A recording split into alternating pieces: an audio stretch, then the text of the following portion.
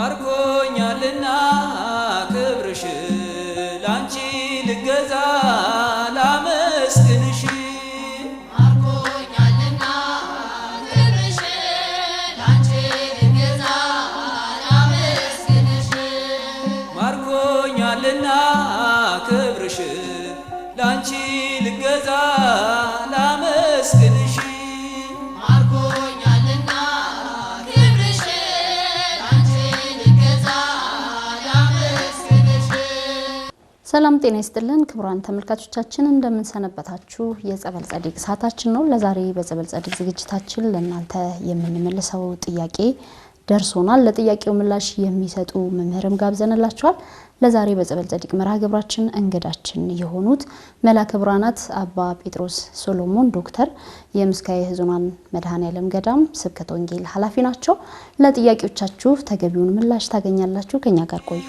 ማርኮኛልና ክብርሽ ላንቺ ልገዛ ላመስግንሽ መምህር እንደምን ሰነበቱ እግዚአብሔር ይመስገን እንኳን ደህና መጡ እንኳን ደህና ቆያችሁ ያው እንግዲህ ለዚህ ለዝግጅት ክፍሉ አዲስ አይደሉም የምእመናን ጥያቄዎች እንዲሁም ደግሞ ከሌላ ቤተ እምነት ውስጥ ሆነው የቤተ ክርስቲያኗን አስተምህሮ ማወቅ የሚፈልጉ በቀናነት የሚጠይቁ ጥያቄዎቻችን የሚልኳቸው ጥያቄዎች ምላሽ የሚያገኙበት ዝግጅታችን ነው ለዛሬም እንግዳችን ስለሆኑ እጅግ በጣም አድርጌ በተመልካቾቼ ስም ያመሰግንኩኝ ወደ ውይይቱ ወደ ጥያቄው ከማለፋችን በፊት ልገዛ ላመስግንሽ ማርኮኛልና ክብርሽ ላንቺ ልገዛ ላመስግንሽ ማርኮኛልና ክብርሽ ላንቺ ልገዛ ላመስግንሽ ማርኮኛልና ክብርሽ ላንቺ ልገዛ ላመስግንሽ ተመልካቾቻችን ጸበል ጸዲቁን ባርከውልን ተመልሰናል በቀጥታ የምናልፈው ወደ ዕለቱ ጥያቄያችን ምላሽ ነው አብራችሁን ቆዩ ወደ ጥያቄው ለለፍ መምህር የዛሬው ጥያቄያችን በክህነት የሚያገለግል አንድ ወንድማችን የላከው ጥያቄ ነው በአንድ የበጎ አድራጎት ድርጅት ውስጥ በመደበኛ ስራ ተሰማርቼ እሰራለሁ ይህ ማህበር ልጆቻቸውን በአግባቡ ለማሳደግ አቅም የሌላቸውን ወላጆች የሚረዳና ወላጅ አልባ የሆኑትን ደግሞ እዛው በካምፕ ውስጥ የሚያኖር በጎ አድራጎት ማህበር ነው በዚህ ድርጅት ውስጥ በስራ አስኪያጅነት እሰራለሁ ይላል ይሁንና በስራ ሰዓት ከኔ ስር የሚሰሩ ሰራተኞች ከሚሰሩበት ይልቅ የማይሰሩበት ጊዜ ይበልጣል ታዲያ በዚህ የተነሳ ብዙ ጊዜ ውይይትና ግምገማ ያደረገን ብንቆይም ስራቸውን ማሻሻል አልቻሉም በስልጣነ ክህነት ውስጥ ያለው መሆኔን ተገን በማድረግ ይቅርታ ያደርግልናል ያሉ ስራቸውን የሚበድሉ ናቸው እና በተደጋጋሚ ምክክርና ግምገማ ያደረግን ከዚህ ተግባራቸው እንዲታቀቡ በመሞከርም ፈቃደኛ ሆነው ከዚህ ስራቸው መታረም አልቻሉም በዚህም የተነሳ ከስራቸው በጊዜያዊነት ቢሆንም እንዲታገዱ ለቦርዱ በደብዳቤ ያሳወኩኝ ከዛ በኋላ ግን በሽምግልና ተልከው የመጡ ሰዎች እኔንም ቤተሰቤንም በጣም አስጨነቁን ያደረኩት ተግባር ምንም እንኳን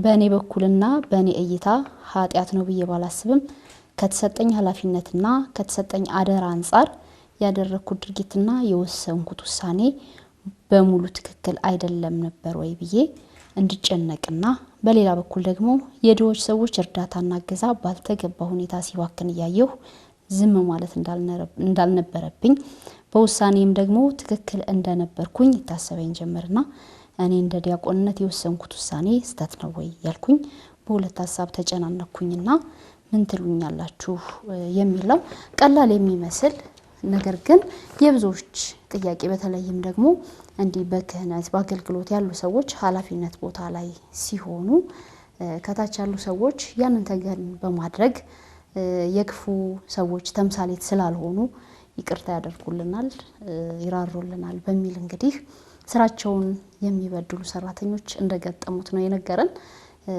ጉዳዩ ቀላል ይመስላል ነገር ግን በቦታው ላይ ሲሆኑ ትንሽ የሚፈትን ነገር አለውና እርሶም ደግሞ እንግዲህ በእንደዚህ አይነት አገልግሎት ውስጥ ስላሉ በደንብ ይረዱታል ብዬ አስባለሁ እጅ ከምን ብለናል ነበር እሺ በስመ አብ ወወልድ ወመንፈስ ቅዱስ አሐዱ አምላክ አሜን እንግዲህ ይሄ መርሃ ግብር በጣም አስፈላጊ መርሃ ግብር ነው።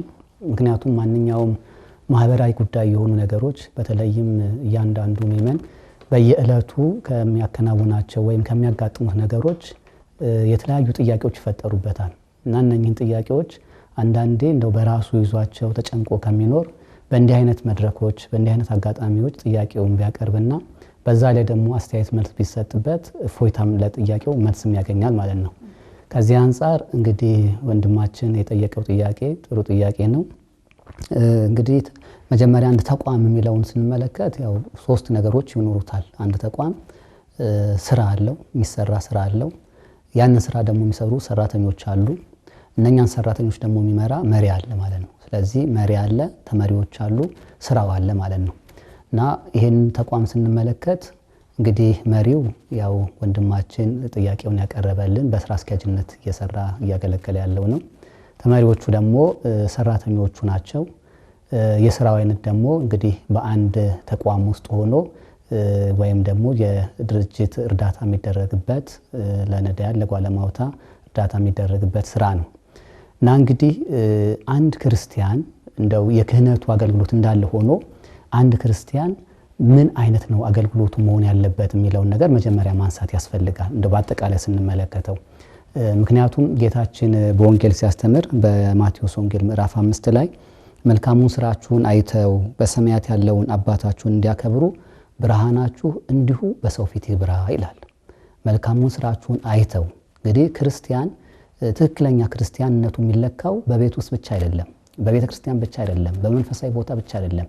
በየትኛው ቦታ በጉርብትና ሊሆን ይችላል፣ በስራ ቦታ ሊሆን ይችላል። በየትኛው ቦታ ክርስትናው መገለጥ መቻል አለበት። ለምንድን ነው?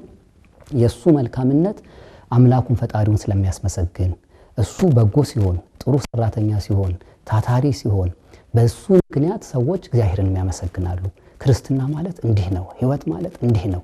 በቃል ከመነገር አልፎ በህይወት የሚተገበር ሲሆን ለብዙ ሰዎች ምሳሌ ከመሆኑ አልፎ አምላኩን እግዚአብሔርንም እግዚአብሔር ይመስገን ብለው ሰዎች እንዲያመሰግኑ ያደርጋል። ስለዚህ ያ ሰው ብርሃናችሁ በሰው ፊት ይብራ የተባለው ይሄ ነው ማለት ነው እና ስለዚህ ብርሃናችሁ እንዲሁ በሰው ሁሉ ፊት ይብራ ስለተባለ የምንውልበት የምንሰራበት በተለይም ደግሞ መሪ ስንሆን በተለይም ደግሞ የክህነቱ አገልግሎት ሲኖር ይሄ ኃላፊነቱ የበለጠ ይጠነክራል ማለት ነው እና ከዚህ አንጻር ስንመለከተው የቤተ ክርስቲያን ልጆች አገልጋዮች በተመደቡበት ቦታ ሁሉ ኃላፊነታቸውን በአግባቡ ለመወጣት ይሄ እግዚአብሔር ቃል መነሻ ሆኖ እነሱ ብርሃን ሆነው ለሰው ብርሃን እንዲያበሩ ታዘዋል ማለት ነው። ይሄ እንዳለ ሆኖ ደግሞ አብረን ከዚህ ጋር የምናየው ነገር ምንድነው? የሚሰራው ስራ ምንድነው ሲባል ችግረኞች ነዳያን ወይም ደግሞ የበጎ አድራጎት የሚሰራበት ነው። ስለዚህ ለድሆች ለችግረኞች መቆርቆር፣ ማዘን፣ መርዳት፣ መደገፍ እንደሚገባ በብዙ ቦታ መጽሐፍ ቅዱስ ውስጥ ተገልጿል። እንደው ከነዛ አንዱን እንኳን ብንመለከት በትንቢተ ኢሳይያስ ምዕራፍ 1 ቁጥር 17 ላይ ታጠቡ፣ ሰውነታችሁን አንጹ፣ የሥራችሁን ክፋት ከዓይኔ ፊት አስወግዱ፣ ክፉ ማድረግን ተዉ፣ መልካም መስራትን ተማሩ፣ ፍርድን ፈልጉ፣ የተገፋውን አድኑ፣ ለድሃ አደጉም ፍረዱለት፣ ስለ መበለቲቱም ተሟገቱ ይላል። ስለዚህ አንድ ሰው አንድ አማኝ አንድ ክርስቲያን ከአምላኩ ጋር ጉዞውን ሲያደርግ አንድ ከሚጠበቅበት ነገር ምንድነው? ስለ ድሃው ስለ ችግረኛው ጩኸቱ አልሰማ ስላለለት ሰው ሊሟገት ሊከራከር ለዛ ሰው ሆኖ ኃላፊነትን ሊወስድ ያስፈልጋል ማለት ነው። ለዚህ ይሄ መስሪያ ቤቱ እንዳጋጣሚ ወንድማችን ያቀረበው ጥያቄ እዛ የሚሰራበት ቦታ ላይ እነኚህ አይነት ሰዎች የሚረዱበት ቦታ ነው። ስለዚህ ለዛ ደግሞ የሚረዱ ሰዎች አሉ። ያ ነገር ደግሞ ገንዘቡ አግባቡ ላይ መሆን እነኛ ሰዎች መጠቀም አለባቸው። ስለዚህ ኃላፊነትም እንኳን ባይኖር እንኳን ኃላፊነት ኖሮት እንኳን የክህነት ሰው ኖሮ ኃላፊነት እንኳን ባይኖረው ለእንዲህ አይነት ስራ ራስን አሳልፎ እስከ መስጠት ይደርሳል ማለት ነው። ለምን ጌታችን ኢየሱስ ክርስቶስ አምላከ ነዳያን ይባላል፣ የነዳያን አምላክ። ስለዚህ ድሆችን መርዳት መንከባከብ ከነሱ ጎን መቆም ያስፈልጋል። ኃላፊነቱ ሲጨመር ደግሞ የበለጠ ይሆናል ማለት ነው። ከዚህ አንጻር ስንመለከተው እንግዲህ ይህ ወንድማችን የወሰደው እርምጃ በተደጋጋሚ እንደመከራቸው እንደነገራቸው ከዛ ስራ እንዲተዉ የሚል ነው። እርግጥ ነው ተገቢ ነው፣ ያስፈልጋል። አንድን ሰው መጀመሪያ ምንም ነገር ከማድረጉ አስቀድሞ መጀመሪያ መምከር ያስፈልጋል፣ መገሰጽ ያስፈልጋል፣ አቅጣጫ ሊይዝበት የሚችለውን ሁኔታ ሁሉ ማመቻቸት ያስፈልጋል። ይሄ ነው እንግዲህ በመጽሐፍ ቅዱስም የተጠቀሰው ምከረው ከዛ ቤተክርስቲያን አስመክር ነው። ለቤተክርስቲያን ባይሰማ እንግዲህ ከዛ በኋላ አረመኔ ይሁን የሚለው የመጨረሻ ሲሆን ነው ማለት ነው። ስለዚህ ሁሉንም ቅደም ተከተሎች ወይም ደረጃዎች መሄዱ በጣም ያስፈልጋል። ስለዚህ እነኚህ ሰዎች ብዙ ነገር ተመክረው ብዙ ነገር ተብለው አልመለሱ ሲሉ የሚወሰን ውሳኔ ሊኖር ይችላል። ይህ መጽሐፍ ቅዱስም ላይ ብንመለከት ለምሳሌ በአንደኛ ጢሞቴዎስ ምዕራፍ 5 ቁጥር 20 ላይ ምን ይላል? ሐዋርያ ቅዱስ ጳውሎስ ለመንፈስ ቅዱስ ልጁ ለጢሞቴዎስ ሌሎች ደግሞ እንዲፈሩ ኃጢአት የሚሰሩትን ገስጻቸው ይላል። ስለዚህ አንድ ሰው ትክክል ያልሆነ ነገር ሲሰራ ተገቢ ያልሆነ ነገር ሲሰራ እያየን እንደገና ለገና ክነት ስላለኝ ወይም ደግሞ ሰዎች ይቀየማሉ፣ ሰዎች ያኮርፋሉ፣ ሰዎች እንዲህናሉ ብለን ይሄኛውን ኃላፊነት ደግሞ መተው የለብንም። ለምን? ይህንንም ኃላፊነት የሰጠው እግዚአብሔር ነው። እዛ ቦታ ላይ ያስቀመጠው እነኛ ነዳያን እንዳይጎሳቆሉ ወይም ደግሞ ለነሱ የሚመጣው እርዳታ በአግባቡ እነኛ እንዲጠቀሙ በኃላፊነት መርጦ እዛ ቦታ ላይ ያስቀመጠው እግዚአብሔር ነው። ስለዚህ ከእግዚአብሔር የተሰጠ ኃላፊነትም አለ ማለት ነው። እንደገና መጽሐፈ ሰሎሞን በትንቢተ ምሳሌ እንዲሁም በመጽሐፈ ሲራክ ስንመለከት በርካታ ነገሮች ያነሳሉ ከዚህ ጋር የተያያዘ። ለምሳሌ ኢታይት ትርሰ ከለብሲ አብድ ለሰነፍ ሰው ራስን ዝቅ አታድርግ። ምክንያቱም አሁን እሱ እንደው ክህነቴ ስላለ ይሄንን ነገር እርምጃ ባልወስድ እንዲህ ባላደርግ ብሎ በትህትና ብቻ ራሱን ዝቅ ቢያደርግ ያ ዝቅ ማድረጉ እንደ ስንፍና እንዳለማወቅ አድርገው ይቆጥሩታል። ስለዚህ አይማሩበትም፣ አይገሰጹበትም፣ አይመለሱም። ምናልባትም በጥፋታቸው ላይ ጥፋትን እየጨመሩ ይሄዳሉ ይላል። ከዚህ የተነሳ ያ አንደኛ ስራውም ይበላሻል፣ ሁለተኛ ገንዘብ ይባክናል፣ ሶስተኛ ጊዜ ይባክናል። ስለዚህ ይህንን አይነት እርምጃ በሚያስፈልግ ሰዓት እንግዲህ እንደ ቤተክርስቲያን ሰው እንደ ቤተክርስቲያን አገልጋይ ኃላፊነትን መወጣት ግዴታ ያስፈልጋል። እርግጥ እርምጃ አወሳሰዱ ያ ወንድማችን የተናገረው ለተወሰነ ጊዜ ማገድ ነው አይደል ያለው። ማገዱ እንግዲህ የተለያየ በየመስሪያ ቤቱ የተለያዩ የቅጣት ሁኔታዎች ሊኖሩ ይችላሉ። ያው በአብዛኛው የተለመደው መጀመሪያ የቃል ማስጠንቀቂያ ይኖራል፣ ከዛ በኋላ የጽሁፍ ማስጠንቀቂያ ይኖራል። እንግዲህ ከዛ እያለ ማይመለስ ሲኖር እስከ ስንብት ድረስ ሊደርስ ይችላል ማለት ነው። ስለዚህ ዞሮ ዞሮ ወንድማችን ይሄንን በማድረጌ ኃጢአት ሰርቻለሁ ብሎ ሊጨነቅበት የሚገባው ነገር የለም። እርግጥ እነኛ ሰዎች ሳይመከሩ ሳይነገሩ እንዲሁ ዝም ብሎ ወደ እርምጃ ተገብቶ ወይም ደግሞ የተወሰደው እርምጃ ካጠፉት ጥፋት ጋር ተመጣጣኝም ካልሆነ እሱ ምናልባት ቅር ሊያሰኘው ይችላል። እንደዛም አድርጎ ከሆነ ንስሐ ሊገባ ይችላል። ነገር ግን እንደተናገረው ደግሞ ብዙ ጊዜ ምክር ተሰጥቷቸዋል ነው። ስለዚህ ምክር ተሰጥቶት አንድ ሰው መቼም አሁን ፋብሪካ ውስጥ በአንድ ፋብሪካ ውስጥ ለምሳሌ ማሽኑ ተነስቶ ማሽኑ ባዶውን እየጮኸ ሰራተኞቹ እንዲቁጭ ብለው ጥሬ ዕቃ ማቅረብ ሲገባቸው ያ ማሽን ዝም ብሎ እየጮኸ የሚከስር ከሆነ እንደው ኃላፊነትን ካለመወጣት አንዳንዴ ብዙ ጊዜ ይታያል በመስሪያ ቤት ውስጥ። ለምሳሌ መብራቱ በርቶ ዝም ብለው ሳያጠፉት ይሄዳሉ፣ ውሃው እየፈሰሰ ዝም ብሎ ያውል እንደው ግድ የለሽነት አይነት የሚኖር ከሆነ ይሄ እንደው ከራስም አልፎ እንደ ሀገርም እንደ ቤተክርስቲያን ጉዳት የሚያመጡ ነገሮች ናቸው። ለዚህ ነው ቅዱስ ጳውሎስ ሲናገር ለስራ ከመትጋት አትለግሙ ይላል። አትለግሙ። ምክንያቱም ጉልበትን የሰጠ ማን ነው? እግዚአብሔር ነው። ስለዚህ በሰጠን ጊዜ መጠቀም ነው። ጉልበታችንን ብንጠቀም ጉልበታችንን የሚባርክ እግዚአብሔር ነው። ለዚህ እነኚህ ሰዎች ኃላፊነት ከተሰጣቸው ያንን ነገር ጊዜያቸውን ተጠቅመው በአግባቡ የተሰጣቸውን ስራ ሰርተው ኃላፊያቸውን ደስ አሰኝተው በዚህም ደግሞ ፈጣሪያቸውንም ደስ ማሰኘት ይጠበቅባቸው ነበር። ለዚህ ለስራ በለገምን ቁጥር ሐዋርያው በሌላው ቦታ ምን ይላል? ሊሰራ የማይወድ አይብላ ይላል። በቃ ሰው ሰነፍ ከሆነ ጤና እያለው ሙሉ አካል እያለው ለመስራት ካልፈቀደ አይብላ ይላል። ለዚህ መጽሐፍቶቻችንም ሁሉም ቢሆኑ የሚናገሩት ነገር ምንድነው? መትጋት፣ መስራት፣ መለወጥ፣ መሻሻል፣ ኃላፊነትን መወጣት ይህንን ያስገነዝባሉ። ለዚህ አሁንም ቢሆን ወንድማችን የወሰደው እርምጃ እንግዲህ እንዲታገዱ ማድረግ ከዛ በኋላ ደግሞ ራሳቸውን አይተው እንዲስተካከሉ ወደ መስመር እንዲገቡ ማድረግ ያስፈልጋል እንጂ እንደው ክህነት ስላለኝ ብዬ ወይም እንደው መንፈሳዊ ነኝ ሰዎች ይቀየማሉ ሰዎች ይከፋሉ ተብሎ ሌላ ስራ ደግሞ እዚህ ሲበላሽ የሰው ህይወት ነው እዚህም እንግዲህ እየጠፋ ያለው። ስለዚህ እዚህም ደግሞ ሌላ ህይወት ሲበላሽ የተሰጠውን ኃላፊነትን በአግባቡ አለመወጣትም ተጠያቂነት አለው ማለት ነው። ስለዚህ ከዚህ አንፃር ማንም ሰው በተለይ ደግሞ እውነተኛ ክርስቲያን እውነተኛ ሆኖ መገኘት ያስፈልጋል። ሰዎችን ግን መጉዳት እንደው ስልጣንን ኃይልን የያዙበትን ቦታ በመጠቀም ብቻ እኔ ገና ለገና የበላይ ኃላፊ ነኝ ስለዚህ ሌሎቹ የበታች ናቸው ብሎ መጫን ይሄ ተገቢ አይደለም። ምክንያቱም አንድ መሪ ምን መምሰል አለበት በክርስትና ሲባል ጥሩ ምሳሌ የሚሆንልን ጌታችን ኢየሱስ ክርስቶስ ነው። ሰርቫንት ሊደር ይባላል፣ የአገልጋይ መሪ። ምክንያቱም እሱ ራሱ ምንድን ያለው እኔ ላገለግል እንጂ እንዲያገለግሉኝ አልመጣሁም። በቃ ዝቅ ብሎ ወገቡን ታጥቆ የደቀ መዛሙርቱን እግር አጠበ። ስለዚህ ያንን ካጠበ በኋላ እንግዲህ እሱ መሪ ነው፣ እነሱ ተመሪዎች ናቸው።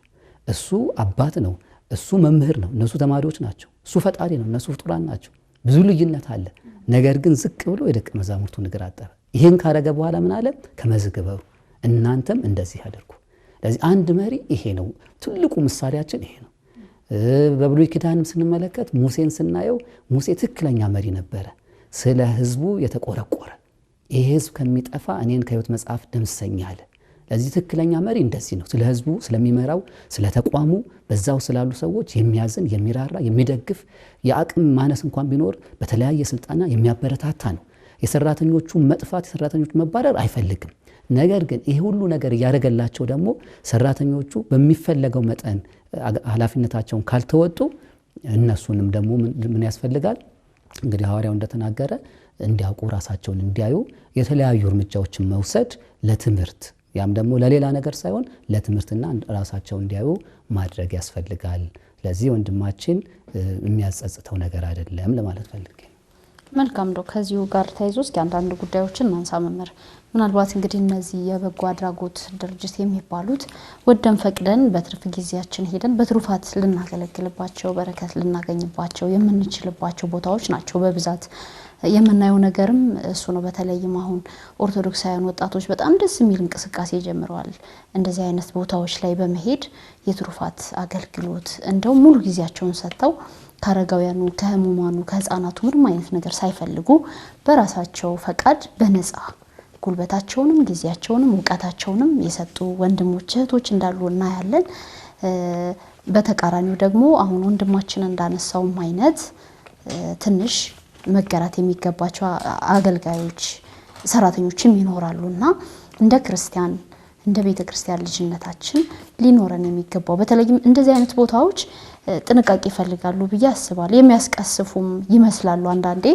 እነዚህን ህፃናቶች ነገ ሀገር ይረከባሉ ቤተክርስቲያንን ያስቀጥላሉ ብለው የሚታሰቡ ህፃናትን ባስተዳደጋቸው መጉዳት መበደል በራሱ እንደ ኃጢአት በደልም ነውና ክርስቲያኖች በእንደዚህ አይነት ቦታ ላይ ሲያገለግሉ ከዛ ውጭ ባለውም በተለያየ መስሪያ ቤት ውስጥ እንግዲህ እናገለግላለን ሁላችንምና በመንሰራበት ስራ የዕለት እንጀራችንን በመናገኝበት እንዲሁም በረከት በመናገኝበት ስራችን ላይ ሊኖረን የሚገባው ጥንቃቄ እንደ ክርስቲያን ምንድነው የሚለውን ብናነሳ ከዛ ጋር ተያይዞም ደግሞ ወንድማችንን ያነሳውን ነገር ብናይ በአለቃነት ደረጃ በመሪነት ደረጃም ደግሞ በክህነቱ ያሉ ወንድሞች አባቶች ሲኖሩ እህቶች ሲኖሩ እንደው ምንድነው ሊኖራቸው የሚገባው ኳሊቲ በራሱ ምንድነው? አስተዳደራዊ ብቃት እንዳለ ሆኖ እንደ እምነቱ ተከታይነት ደግሞ ሊኖራቸው የሚገባው ጥንቃቄ ይኖራል። ሊኖራቸው የሚገባ ብቃት ይኖራልና እንደው ለጥቆማ እንዲረዳን እንግዲህ በቦታው ላይ ያሉ ይሄንን ዝግጅታችንን የሚመለከቱ ጎደለኝ ብለው የሚያስቡት ክፍተት ካለ ለመሙያ የሚያገለግላቸዋልና እንደው ብናነሳው ከአገልጋዮች የሚጠበቀው ከመሪዎችም የሚጠበቅ ነገር ብናነሳ ጥሩ ነው። በጣም እንግዲህ በአብዛኛው የምናገለግለው ወይም ደግሞ እንደ ክርስትና ነው የምንናገረው። መቼም እንደ ክርስትና በምናደርገው ነገር ሁሉ የሚያየን ፈጣሪ ያለን ብለን ማሰብ መቻል አለብን።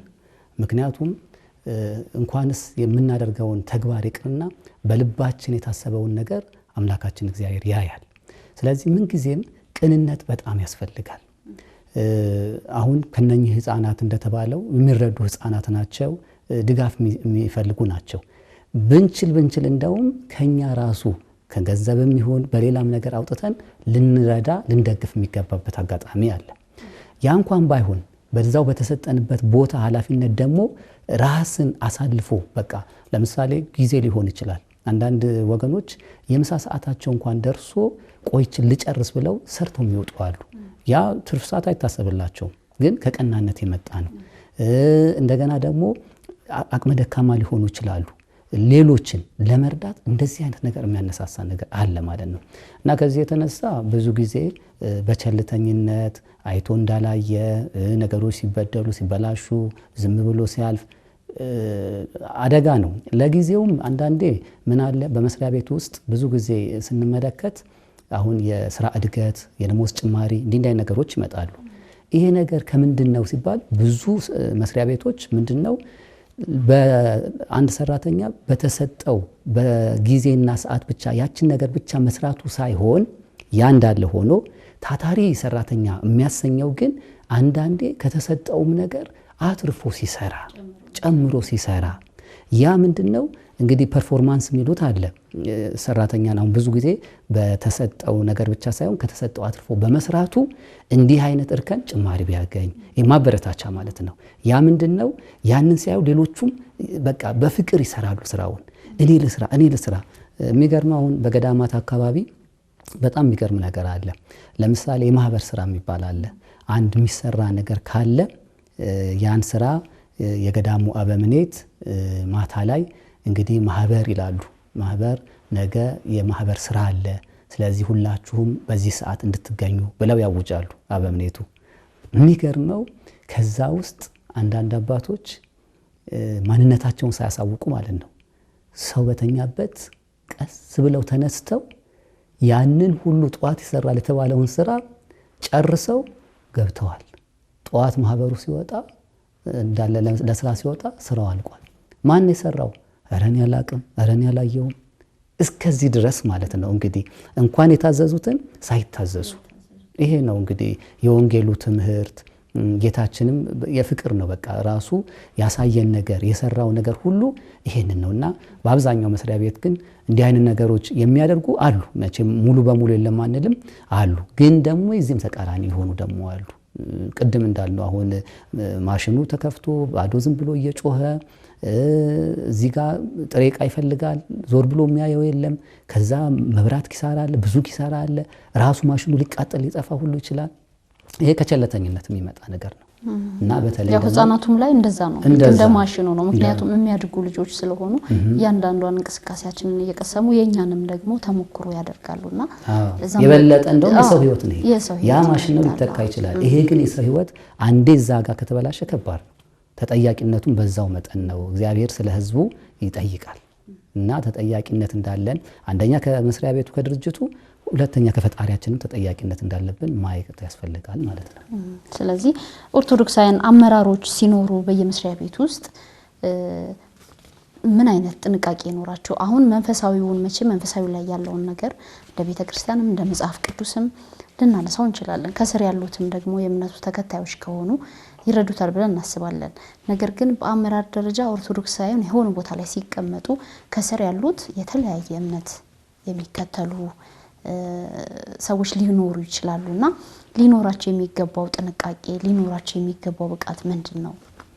አዎ እንግዲህ ያው መሰረታዊ የሆነ የአመራር ዕውቀት ያስፈልጋል። ከዕውቀቱ ግን የሚቀድመው በአብዛኛው ስንመለከት የተሰበረ ልብ ነው። አሁን ለምሳሌ ሙሴ ያንን ያህል ህዝብ በጣም ብዛት ያላቸው እስራኤላውያንን ሲመራ የተለየ ትምህርት ቤት የተለየ እንትን ገብቶ አልነበረም። ግን ከእግዚአብሔር የተሰጠው ስጦታ አለ፣ ራሱን ዝቅ የማድረግ። ሌሎቹን ብንመለከት ወደዚህ ወደ አሁኑ ዘመን ክፍለ ዘመን ደግሞ ስንመጣ እንግዲህ እንደምናየው የሰው ልጅ ዕውቀት በቴክኖሎጂም በምንም የተደገፈ ሆኗል። ስልጣኔው እየጨመረ ነው። ብዙ ነገሮች ለውጥ እየመጣ ነው። ለዚህ ይሄ መሰረታዊ የሆነው ወይም ደግሞ ከእግዚአብሔር የተሰጠን የሆነ ነገር ቢኖርም በዛ ነገር ላይ ግን የዕውቀት ወይም ክህሎታችንን ማሳደግ ደግሞ ያስፈልጋል። ሰው በክርስትናው ያገኘው ነገር አለ ወይም ደግሞ በእምነቱ ያገኘው ነገር አለ። ያ ግን በቂ ነው ብሎ ደግሞ መቀመጥ የለበትም። መማር አለበት፣ መጨመር አለበት። ለዚህ አንዳንድ ጊዜ መሰረታዊ የሆኑ የአመራር ክህሎት ጥበቦች ይሰጣሉ፣ በየተቋማቱ ይሰጣሉ። እነኛ ለተወሰነ ነገር መያዝ ያስፈልጋል። ለምን አንዳንድ ጊዜ የምንመራው ከኛ የምንመራው ህዝብ እኛም በልጦ የሚገኝ ከሆነ እሱ ራሱ ሌላ ችግር ስለሚያመጣ ማለት ነው። ይሄንን ይዞ እንግዲህ ወደ አመራሩ ሲገባ ቅድም እንዳልሽኝ ብዙ አይነት ሰዎች ናቸው የሚኖሩት። የጾታ ልዩነት ያላቸው፣ የእውቀት ልዩነት ያላቸው እንዲሁም በእምነት የተለያዩ አይነት ሰዎች ጋር ሊመራ ይችላል ማለት ነው። እዛ ላይ ምን አይነት ሆኖ መገለጽ አለበት ማለት ነው።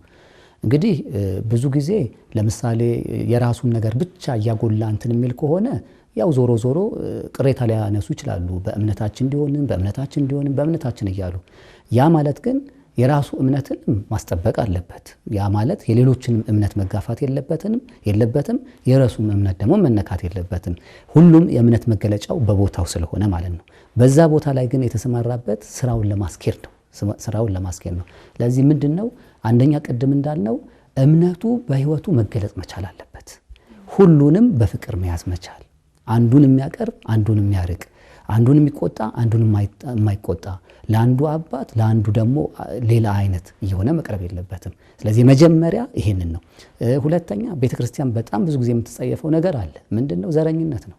ያ ሰው የሆነ ብሔር የሆነ ጎሳ ሊሆን ይችላል። ስለዚህ እሱ ብዙ ጊዜ የሚያቀርበው እነኛን የእሱን ወገኖች ብቻ የሚያቀርብ ከሆነ ክርስትናው ጥያቄ ምልክት ውስጥ ገባ ማለት ነው። ያስተቸዋል። ስለዚህ ምን ማድረግ አለበት? ከዛ ነገር ነፃ መሆን አለበት። ሶስተኛ ከነኚህ ከማይረቡ ትናንሽ ከሆኑ ጥቅሞች ማለትም ስርቆት፣ ሙስና፣ እምነቱን ሊያስነቅፍ የሚችል እሱ እኮ እንደዚህ ክርስትና እምነት ነው ግን ይሰርቃል፣ ግን ይዋሻል፣ ግን እንዲህ ያደርጋል ከተባለ ከሱ አልፎ እምነቱም ላይ ያንጸባርቃል ማለት ነው። ስለዚህ ምን መሆን አለበት? ጠንቃቃ መሆን አለበት ማለት ነው። ከእንዲህ አይነት ኃጢአቶች የራቀ እጁ ለብዙ ነገር እጁ እንደው ለበጎ ስራ እንጂ እጁ ሰነድ ለመሰረዝ፣ ጉቦ ለመቀበል፣ ሰውን ለማሳዘን፣ ደም ለማፍሰስ የሚዘረጋ መሆን የለበትም ማለት ነው። ስለዚህ ከዚህ ይልቅ ጸልዮ መውጣት አለበት። ሲወጣም ምን እንደሚያጋጥመው ስለማያውቅ አምላኬ በሰላም አውላይ ብሎ ስራው የተቃናለት እንዲሆን ጸልዮ መውጣት አለበት። ከዛ በመንገዱ ሁሉ የሚረዳው ማን ነው? እግዚአብሔር ነው ማለት ነው። ስራውን ያቃናለታል፣ ያስተካክልለታል። እሱም በፍቅር ሰራተኞቹን ይይዛል። በሰራተኞቹ መካከል የምንም አይነት ልዩነት እንዳይፈጠር፣ ይሄ የብሔር የምን ልዩነት ሳይፈጠር በአንድነት እንዲሰሩ ያደርጋል። ከዛ በተረፈ ግን ከነኚህ ይሄ ቅድም ያልናቸው ኃጢአቶች ራሱን ስለሚጠብቅ ያ መስሪያ ቤትም በቅንነት እንትን ይላል። አሁን ብዙ ጊዜ የሚነገር ነገር አለ። በሬዎች ሲታረሱ ይባላል አንዱ በሬ የሚለግም ከሆነ አንዱ ብቻ ነው የሚስበው ወደፊት፣ አንዱ ይለግማል እና ገበሬው እንዲሁ ሲደርቅ ነው ሲጮህ ነው የሚውለው፣ በሬውም ሲደበደብ ነው የሚውለው። ስለዚህ የሚያርሰውም ነገር ትንሽ ነው ማለት ነው። ትንሽ ታረሰ ደግሞ ምርቱም ትንሽ ነው። ነገር ግን ሁለቱም በሬዎች እኩል የሚሄዱ ከሆነ እኩል የሚሰቡ ከሆነ ገበሬው በቃ ምንም ሳይጮህ እንዲሁ ነካ እያደረገ ብቻ በሬዎቹም አይደበደቡም፣ የሚያርሰውም ብዙ ያርሳል። ብዙ ካረሰ ደግሞ ብዙ ምርት ማምረት ይችላል ማለት ነው። መስሪያ ቤትም ውስጥ እንደዚሁ አይነት ነው። ትዳርም ውስጥ እንደዚሁ አይነት ነው። አሁን መስሪያ ቤት ውስጥ አንዳንድ የሚለግም ይኖራል፣ አንዳንድ ደግሞ ቀና አለ። ስለዚህ ያ መሪ ምን ማድረግ መቻል አለበት? እነኛን እንደ ሁለቱንም ወደሚለግመው አይነት ሳይሆን ሁለቱም በቅንነት እኩል መስሪያ ቤቱን ወደ ማሳደግ ደረጃ የሚሄዱትን እንዲያደርጉ ማስቻል መቻል አለበት ማለት ነው። ይኸውም ስልጠና በመስጠት በምክር አንዳንድ ጥቅማጥቅሞችን ነገር በማድረግ የሰዎቹ መብት በመጠበቅ ኃላፊነታቸውንም ደግሞ እንዲወጡ ግዴታቸውንም እንዲወጡ በመንገር እንደዛ ማድረግ ይጠበቅበታል። በጣም እናመሰግናለን መምህር። እንግዲህ ያው ሰዓት ስለሚገድበን ነው። ስለነበረን ቆይታ አመሰግናለሁ። ክብር ይስጥልኝ። ተመልካቾቻችን ለዛሬ የነበረን የጸበል ጸዲቅ ቆይታችን የተከታተላችሁትን ይመስል ነበር። ከዝግጅታችን ብዙ እንዳተረፋችሁ ተስፋ አድርጋለሁ። ቀሪ የማህበረ ቅዱሳን ቴሌቪዥን መርሃ ግብራት ወደ እናንተ መድረሳቸውን ይቀጥላሉ። በእኛ በኩል አበቃን። ይቆየን።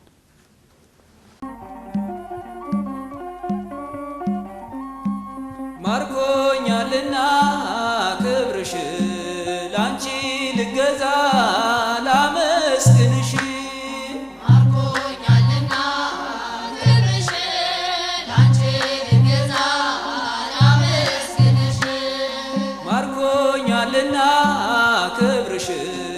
ላንቺ ልገዛ